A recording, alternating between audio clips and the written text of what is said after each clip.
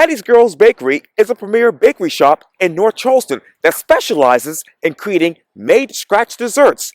Today, I talked with the owners, Nate and Chasity Brown, about the bakery on its one-year anniversary for this edition of Quintin's Close-Ups. And if you haven't already, subscribe to my YouTube channel and like Quintin's Close-Ups on Facebook.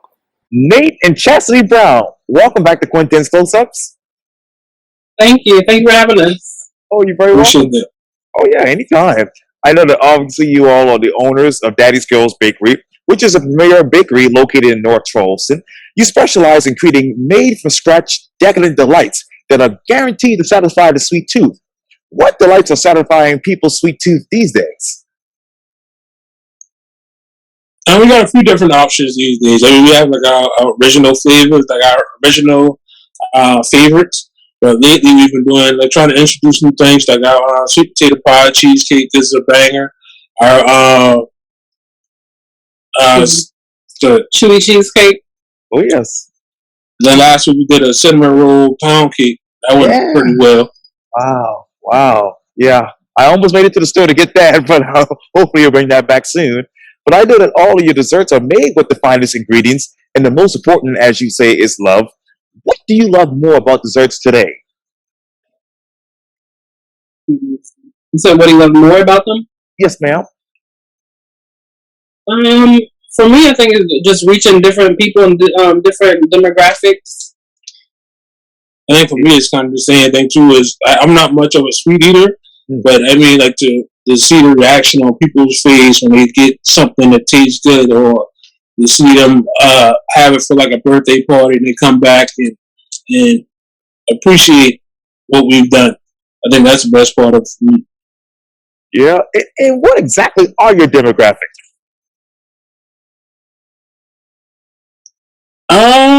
It's actually growing. Like I would say for the most part, women are definitely our biggest customers. For the most part, it used to be like just mainly black people. But now we've had like a variety of people come in. Like we've had some people who don't even know how to speak English coming. Like one day I was in there, and we had some people that came, some Asian people. All they could say was Chewies. I don't know how they knew about the Chewies, where they found out about it, but all they said was Chewies, and that was understood. And then she said some Russians came in the other day. Yeah, that's pretty much all they knew is what they wanted. Right. That's pretty much all they knew how to say in English is what they wanted, and that's all we really need to know. Right. Exactly right. And obviously you're coming up now on your 1 year anniversary as obviously owners of Daddy's Girls Bakery and being in a brick-and-mortar store. Where are you emotionally?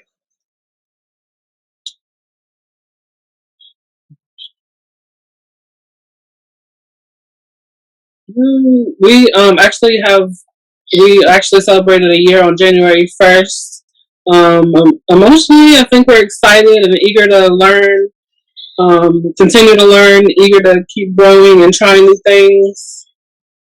And I'm thankful to make it this far. Yeah, a lot of businesses don't last, and even being in the pandemic and stuff like that, like a lot of businesses shut down, the supply shortages and stuff like that. But I feel like we're blessed to be able to make it.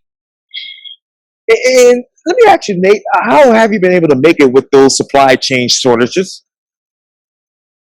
Sometimes you have to get creative, or like switch up the menu, or find other alternatives, or where to shop, stuff like that as well. But we have to be very resourceful to make it work. And how have you all been resourceful, Miss Chasity? Like I said, just finding, shopping around and finding the better prices. Seeing where we can find the cheaper products. Yes, indeed. Trying new things. Ordering online. Yeah, ordering online. Yeah. And what new things are you guys trying for your bakery? Besides those sweet potato cheesecakes and the cinnamon bun pound cakes?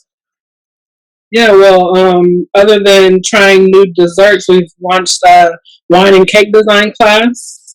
That's something new that we have. We have another one coming up here in a couple of weeks on the 12th. Wow. And Mr. Nate, when I was in the shop really a week ago, we talked about the grind. What is your grind to keep Daddy's Girls Bakery afloat? I mean, for me, it's more so of my why. I didn't grow up in a privileged family, so like a lot of things that I wanted to do or my parents wanted to do for us, they couldn't do it. But like I have young kids. I want to be able to do things and treat them to a better life than what I had. So that's like my main thing. I like nice things, so I gotta put in the sacrifice to be able to travel when I want to and get to that point. So it's my why for me more so than anything.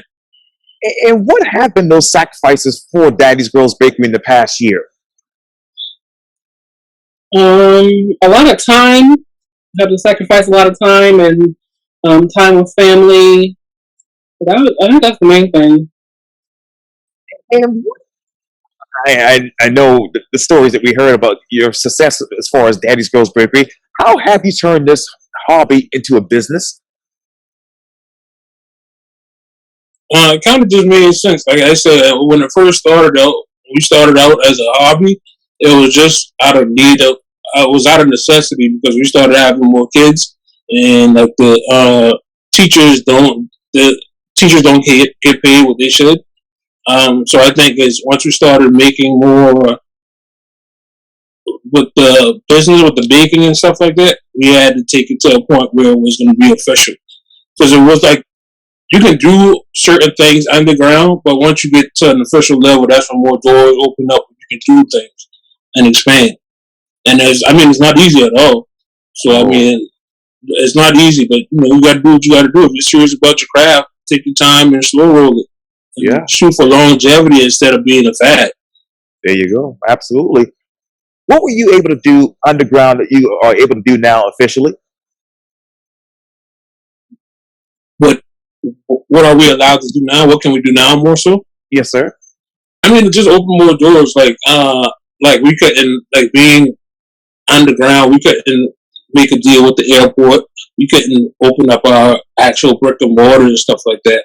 You know what I mean? That was like, and I'm sure there's a lot of people still kitchens, working out the house kitchen and stuff like that too. But I would just say, just be progressive in what you do and make it worth your time. You know what? I was just thinking this just a second ago. But are you guys ever interested in actually having some sort of Daddy's Girls Bakery truck, like a food truck around town? Yeah, We talked about it. yeah, that'll come eventually. And it's actually before we actually closed the deal in our shop, we was actually looking at a food truck. But I definitely would want to do a food truck. That'd expand the business even more. Oh, absolutely. And what more ideas are you looking to expand the business? Several more ideas. Yes, ma'am.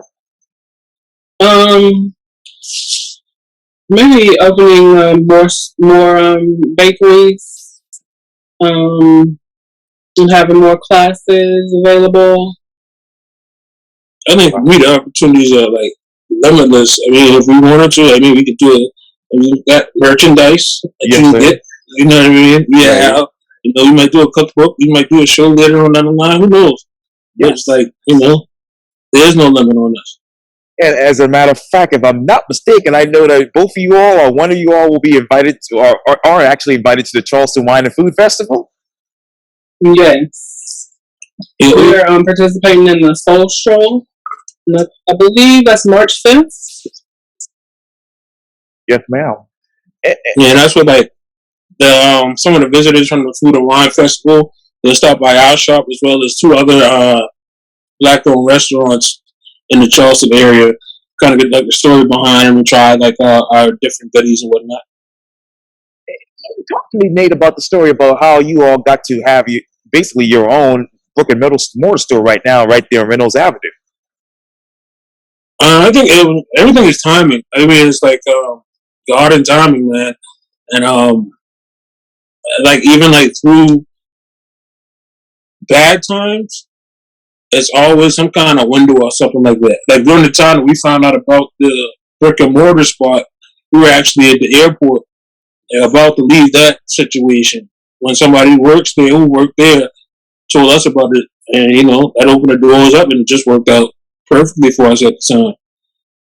And Miss Chasity, what are the ins and outs of actually having a brick and mortar store? The ins and outs are like clerical work, just having to get things stocked and baked and ready to open, making sure we're cleaning and just staying on task. There's a lot. There's a lot. Behind the scenes, there's a lot to do as well. And you say there's a lot to do, and obviously a lot to do behind the scenes. How do you prove your naysayers wrong, Mr. Nate, with your success? And just keep successing, man. I think that's the best way to do it. I try not to waste my energy on things that's just pointless. You know what I mean? So if I ever put my energy into my craft and my work, it only get better. Well, it gets better. And how do you keep proving them wrong 5-10 years from now with your success? I just let it show. Like I said, I would just let it show. Like, it's not like this was something that we did for like a year or 3 months and then try to jump to another business. Like, being that we've been doing it 10 years, you gotta give us some kind of respect, I would think. You know what I mean? Yeah. And if you don't respect it, you're just a hater. That's powerful. And what is the biggest difference about what you're doing now versus 10 years ago? I think there's a different phase of learning for us. Like that, even 10 years ago, that was a learning phase for us too. Like messing up a lot of cakes, messing up a lot of recipes, and not knowing a lot of the ins and outs of the business. But now we don't really have a choice, and I think now we're learning on a different level of being in a brick and mortar and whatnot. And Miss Chasity, what is your favorite recipe? My favorite recipe would probably be the sweet potato pie recipe. And of course the Charleston chew recipe, because that's everyone's favorite. Yes, yeah, absolutely. And Mr. Nate, what does entrepreneurship mean to you today? To me, it means some type of independence for me and growth and generational wealth is what I'm looking at. What is that generational wealth? What is the state of it? Where is it here in Charleston? It's different depending on what side of the railroad tracks you come from. For some generations have long old slave money. Then you have other generations where it's like, for us, this is our first generation as business owners on either side. So like we're learning this off the cuff, as opposed to if we had parents or grandparents who had this going on, they could walk us through it. So now it's our chance to do that for our kids and their kids and other people around us. Well, absolutely. And what recipes have you actually passed down to your children?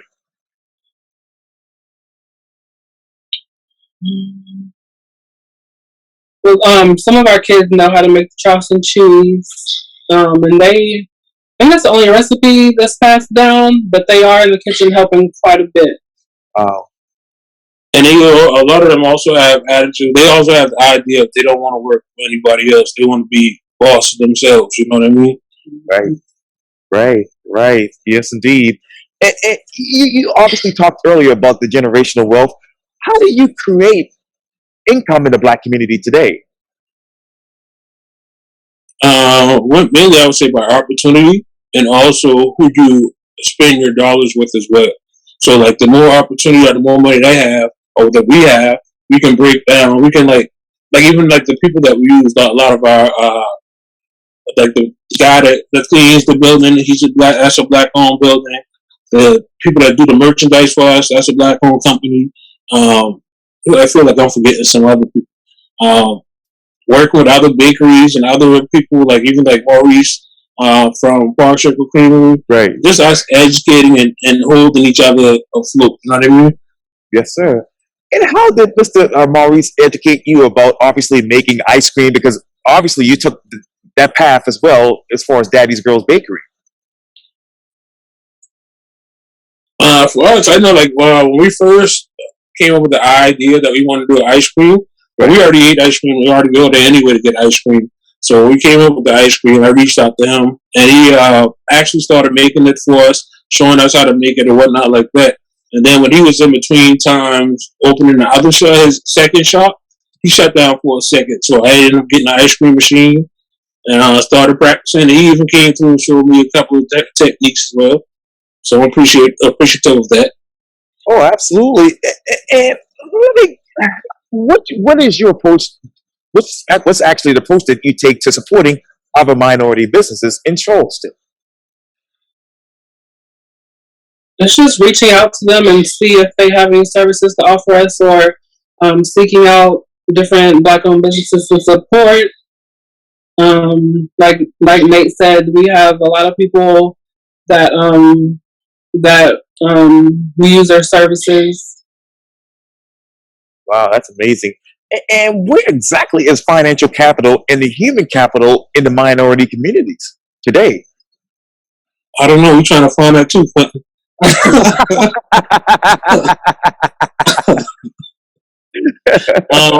It's limited. I mean, there's some out there, but like we try to stay on top of things. Like we do, like we apply for grants or we find out for programs and stuff like that. We at least take the shot and go for it. And sometimes it's paid off, sometimes it hasn't. But you got to put in the work. And what is that success as far as getting grants? Is it hard? Is it easy for you all now? It's kind of hard. Like we for certain situations, like we got the SBA that helped us out during with the pandemic, during the pandemic time. We applied for the PPP, but we didn't get that. Just certain situations like that, or even it's like we've encountered things where everything might align, but it might just be like one thing that might not be in place. So we have to go back and get that right, and then try again. You know what I mean? Wow. And what is your secret to staying on top of it and making sure that, hey, we get some success in that area?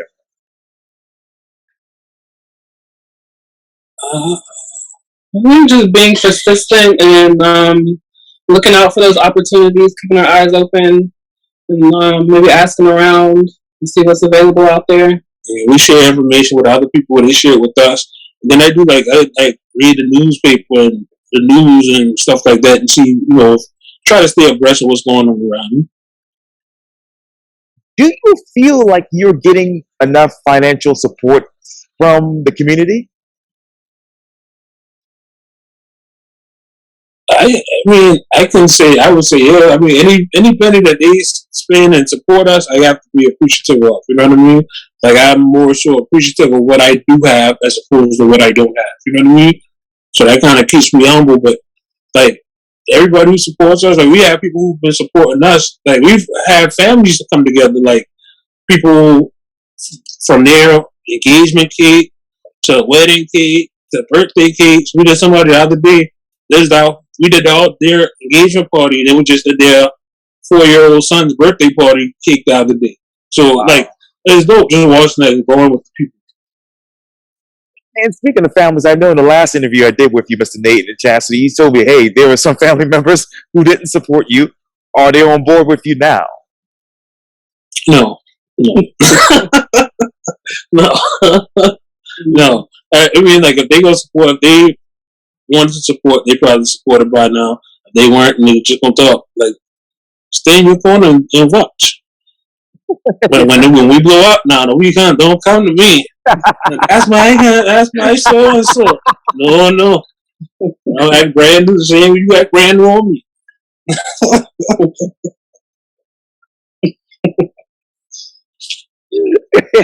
I'm gonna keep 100 with you, Quintin. Yes, sir. I appreciate it. I appreciate that. And I didn't know this until the last time we met, but you were once a teacher. What would you teach people today about, obviously, the baking business as well as entrepreneurship? I think before you could teach anything about entrepreneurship and baking itself, a lot of morals have to be taught, values have to be taught, so people can understand themselves and how to treat other people as well as themselves. You know what I mean? Then we can go from there. You know what I mean? And also, I would like to help. And one thing I always did as a teacher that I would do for anybody is encourage them, like help them believe in themselves and their dreams. You know what I mean? Did you all believe in this dream? You said, did we believe in it? Yeah, how did you all believe in the dream that you have now, which is obviously successful? I think being out in the streets and hustling, mainly Nate here, but just seeing that we have potential, everybody loved our products, and just seeing that we could take it somewhere, that it could go far. Yes, We ain't finished yet. Not by far. And what are those values that you have within your business right now? We just try to treat people with respect and dignity. And customer service is a big thing to us, man. Like that's rare nowadays. That's almost seems like it's extinct. There's very few places that you go to and they're known for customer service. So that's one thing I do want to keep forever. What does customer service mean to you in these days? The main thing is like acknowledging your customer when they come through the door, greeting them with just a hello and a smile, thanking them and telling them that you appreciate them.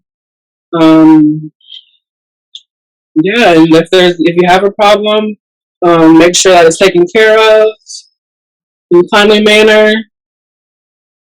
Yeah, Just keep it respectful. that's all. Yeah, exactly right. And when you go into that bakery, which is so phenomenal, what desserts describes you all?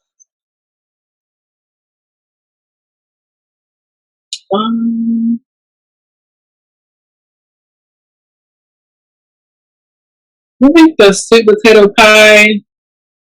I love a good crust on a pie. Yes, yes, yes, yes, yes, indeed. And if anybody wants to come and get the sweet potato pie or the chewy, how can we go about that? You can always come in. If you want something specific, I would suggest calling ahead, make sure that we have it. They can email us at Daddy's Girls Bakery. I'm sorry, yeah, Daddy's Girls Bakery at gmail.com. Our website, daddysgirlsbakery.com. We also Uber Eats in the area as well too. Okay, well, that's cool. And if I want to get a sweatshirt like Miss Chasity has right now, which I need because it's cold out here, how can I get that? We're actually about to put those on the website where you can order it at daddysgirlsbakery.com. I think we have some shirts in the shop as well. But we have a lot more merchandise that we'll be rolling out soon. Just doing the phases. Phases. And what phase do you want to be at next with Daddy's Girls Bakery?